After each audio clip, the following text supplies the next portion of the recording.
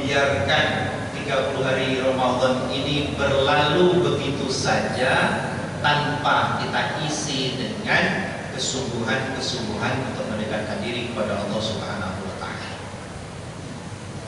Maka Rasulullah sallallahu alaihi wasallam, "Man shoma Ramadhana imanan wa ihtisaban, ghufira lahu ma taqaddama min dzambi," mengingatkan kita imanan wa ihtisaban, dengan penuh keimanan, penuh kesungguhan, supaya jalannya Ramadan ini tidak begitu lewat saja tanpa isi atau tanpa makna yang luar biasa. Maka ibu bapak hadirin yang dirahmati Allah Subhanahu wa taala, kalau untuk mudahnya barangkali saya membawa kepada diri saya sendiri, karena memang tausiah ini layaknya untuk yang ngomong. Tausiah ini adalah pertama untuk yang ngomong, yang diri sendiri, baru kemudian mudah-mudahan memberi manfaat kepada kita semua yang hadir. Bagaimana supaya hari-hari di bulan Ramadan ini, dari detik-detik, menit ke menit, jam ke jam, hari ke hari, bulan, bisa kita isi dengan sepenuh kegiatan untuk makna ibadah kepada Allah Subhanahu wa taala. Maka kalau saya dalam prinsip diri saya, Bapak Ibu hadirin, saya katakan jangan pernah menduakan dia, jangan pernah sekalipun menduakan dia atau jadikan dia yang pertama, dan jangan pernah sekali-kali menduakannya. Apa maknanya? Jadikan Allah yang pertama dalam setiap aktivitas kita,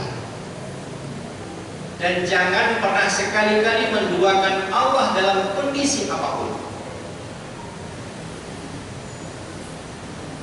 Karena itu maka dalam aktivitas kita hari-hari, Bapak Ibu hadirin, ketika kita mengisi aktivitas, maka hendaklah dimulai dengan menyebut asma Allah.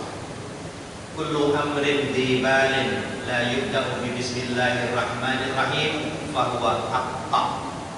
Setiap perkara yang baik, aktivitas yang baik, dimulai tanpa menyebut asma Allah, maka akan terputus. Terputus dari apa? Dari rahmat Allah Subhanahu wa ta'ala. Oleh karena itu maka sebenarnya hadirin hadirat yang dirahmati Allah, hidup kita selama di dunia ini pada hakikatnya hanya mengejar rahmat Allah, mencari rahmat Allah. Di keluarga kita, suami, istri, dan anak-anak, kalau bukan karena rahmat Allah, maka hidupnya akan berantakan.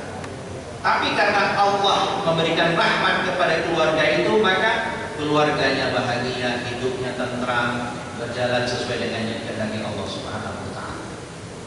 Begitupun aktivitas kita dalam sehari-hari, ketika rahmat Allah tidak membersamainya, maka dipastikan hidupnya akan celaka, hidupnya akan morat-marit, dan bisa jadi sebuah organisasi yang tidak dilandasi dan tidak ada rahmat Allah di dalamnya, maka akan bercerai-berai. Karena itu maka begitu mahalnya rahmat Allah Subhanahu wa ta'ala bagi orang-orang yang tidak mengetahuinya. Hidup kita semuanya semua bermasalah. Di keluarga ada masalah, dengan bertetangga ada masalah, di kantor ada masalah, di masyarakat ada masalah, bahkan dunia ini pun ada masalah, sampai ke akhirat kita pun punya masalah. Artinya apa? Hidup kita dunia dan akhirat tidak akan pernah lepas dari masalah. Tetapi jangan khawatir Bapak Ibu hadirin sekalian, Allah sudah memberikan jaminan solusi. Allah sudah memberikan jaminan solusinya bagi kita agar kita keluar dari semua masalah itu. Apa solusi itu? Solusi itu adalah bulan Ramadan yang kita jalani hari ini. Solusinya adalah bulan Ramadan yang kita jalani hari ini. Betapa tidak? Tadi di awal sudah disampaikan bahwa tujuan utama puasa adalah la'allakum tattaqun, menjadikan engkau semua menjadi orang-orang yang bertakwa. Bagaimana situasi dan kondisi seharusnya orang yang bertakwa itu?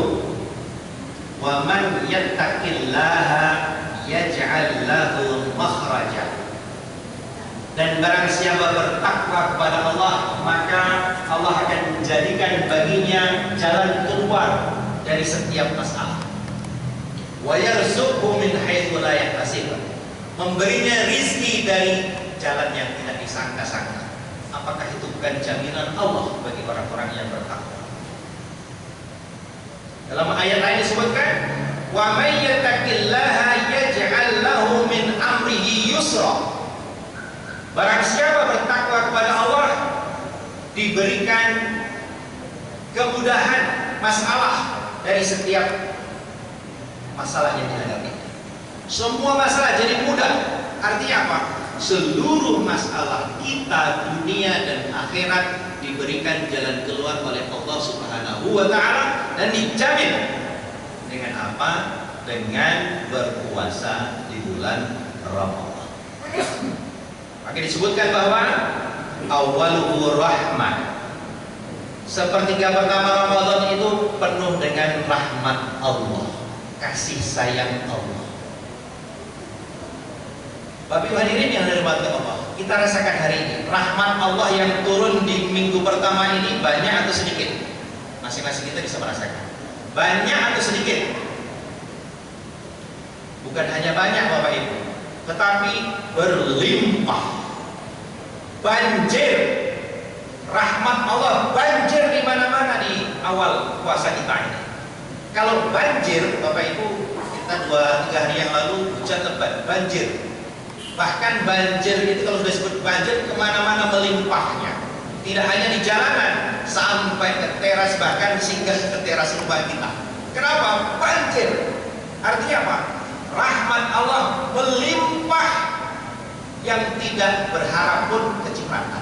Itulah banjirnya rahmat Allah di bulan Ramadan. Semua mendapatkan kasih sayang Allah. Yang tak beriman pun kebagian, apalagi yang betul-betul menjalankan perintah Allah. Semua kebagian, semua mendapatkan rahmat Allah, kasih sayang Allah. Pertanyaannya adalah, di tengah-tengah banjirnya rahmat seperti itu, ada tidak orang yang merasa tidak mendapatkan kasih sayang Allah? Na'udzubillahi min dzalik. Rahmat Allah berlimpah ruah di sepertiga pertama. Begitupun ampunan Allah berlimpah ruah. Maka betapa ruginya, betapa nistanya ketika ampunan Allah berlimpah ruah, ternyata masih ada orang-orang yang tidak merasa mendapatkan ampunan Allah. Na'udzubillahi min dzalik. Karena itu hadirin yang dirahmati Allah, bagaimana supaya waktu-waktu yang kita jalani ini betul-betul berisi nuansa ibadah, mendekatkan diri kepada Allah Subhanahu wa ta'ala. Maka kalau saya pribadi, Bapak Ibu hadirin, bagaimana sedapat mungkin apapun yang kita rasakan, yang kita jalani, itu kita depankan Allah. Pertamanya kita sebut asma Allah. Bangun tidur kita sebut asma Allah. Bismillahirrahmanirrahim. Mau makan kita sebut asma Allah. Ketika berjalan, subhanallah, alhamdulillah, la ilaha illallah, wallahu akbar.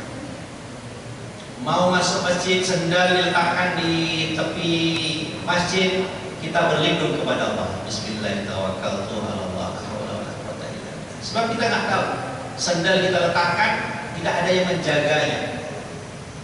Kemana itu? Maka kita serahkan kepada Allah Subhanahu wa ta'ala. Sehingga apapun perasaan hari ini, mau sehat, mau sedih, mau bahagia, mau sakit, semua itu pasti datangnya dari Allah Subhanahu wa ta'ala. Karena itu begitu sakit, alhamdulillah dahulukan. Ya Allah, alhamdulillah.